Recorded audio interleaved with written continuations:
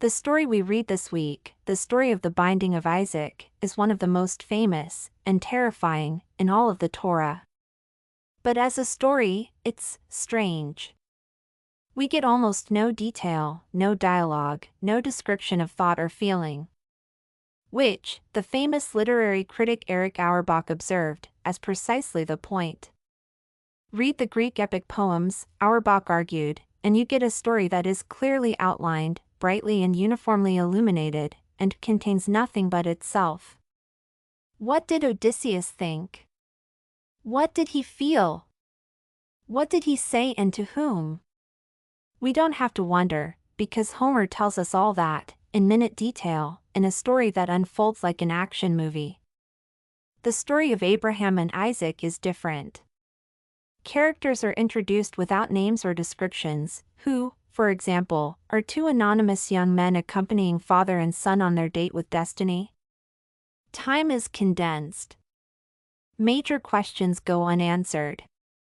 Why does God test Abraham? What is Abraham thinking when he climbs up the mountain, where he knows he'd soon slaughter his child? The Bible never tells us. Everything about its way of telling stories, Auerbach writes, is fraught with background. To read the story of the binding of Isaac, then, isn't merely to be a passive consumer of information or feeling. It's to ask very difficult questions, and grapple with very difficult ideas. And these ideas and questions all come down to one word, repeated several times throughout the Parsha. Inani. Or here I am. When God calls on Abraham to do the most terrible deed imaginable and sacrifice his son, Abraham gives a one-word answer. Inani. I am completely and wholly present for you. But a few verses later, suspecting that something's wrong, Abraham's son, Isaac, asks him what's wrong. Abraham replies to his boy, using the very same word. Inani. It doesn't take a Torah scholar to realize that we have a problem right then and there. Both inanis can't coexist. Abraham can't be there for God and be there for Isaac. One contradicts the other. So he binds the boy, and lifts up the knife, and, in the nick of time, an angel speaks to him. Here's what the angel says. Abraham, Abraham. Why call on him twice? Because the angel is speaking to both Abrahams, to Abraham the child of God, and to Abraham the father of Isaac. And when he's called Abraham again, says the one word that has become his catchphrase. Inani. And in so doing, he resolves the conflict.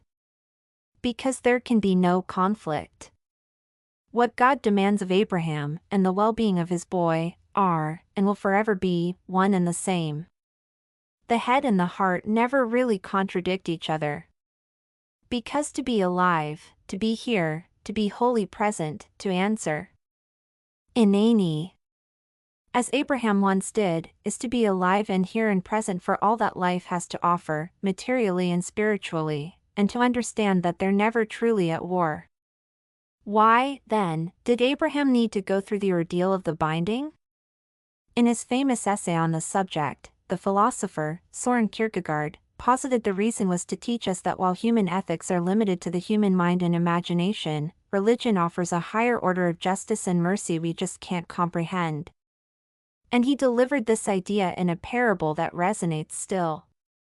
When a rich man goes driving at night with lights on his carriage, Kierkegaard wrote, he sees a small area better than the poor man who drives in the dark, but he does not see the stars, the lights prevent that. It is the same with all intellectual understanding. It sees well close at hand but takes away the infinite outlook.